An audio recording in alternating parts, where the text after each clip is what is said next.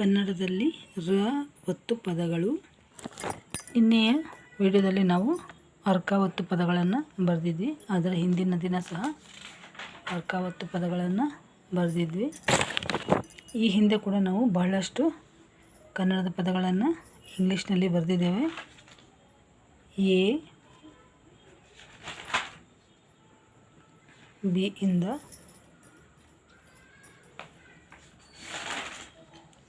ಹಾಗೆ ಬಿ ಮತ್ತು A, C ಇಂದ ಪದಗಳು, ಹಾಗೆ ಡಿ ಇ, ಡಿ ಇಂದ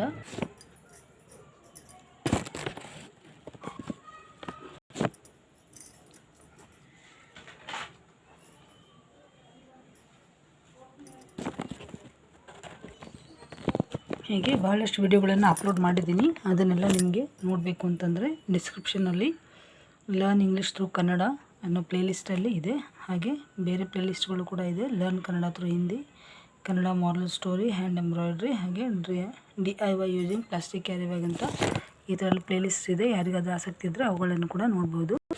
ಈಗ ರ ಒತ್ತು ಇರುವ ಪದಗಳನ್ನು ಬರೆಯೋಣ. ಚಕ್ರ,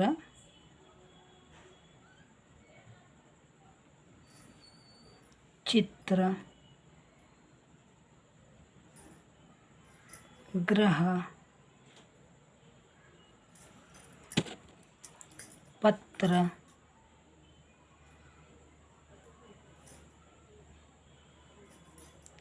ವಕ್ರ,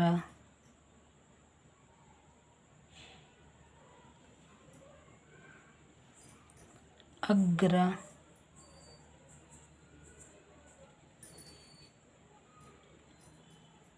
ಗ್ರಾಮ,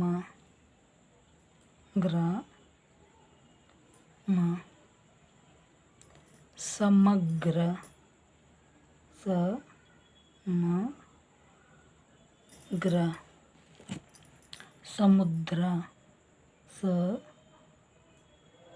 ಸಮುದ್ರ,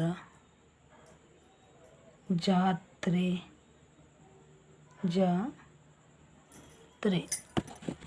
ಈಗ ಇಂಗ್ಲೀಷ್ನಲ್ಲಿ ಬರೆಯೋಣ. ಚಗೆ CHA ಚಕ್ರ. ಫಸ್ಟ್ ಕ ಹೇಳ್ತಾ ಇದ್ದೀವಿ, ಅದರಿಂದ KRA ಚಕ್ರ. ಹಾಗೆ ಚಿತ್ರ, ಚಿಗೆ CHI, ಈ ಕಾರಕ್ಕೆ ಐ ಬರುತ್ತೆ. ತ್ರ, TRA Chitra, TRA or THRA, CHI THRA ಅಂತ ಕೂಡ ಬರಿಬೋದು. ಹಾಗೆ ಚಿತ್ರ ಅಂತ ಕೂಡ ಬರ್ಬೋದು. ಮತ್ತು ಗ್ರಹ, ಅಂದರೆ GRA ಗ್ರಹ, HA. ನೆಕ್ಸ್ಟ್ ಪತ್ರ, PA ತ್ರ, TRA. ವಕ್ರ, VAKRA ವಕ್ರ. ಅಗ್ರ, ಹೀಗೆ ಗ್ರ, GRA. ಗ್ರಾಮ, GRAAMA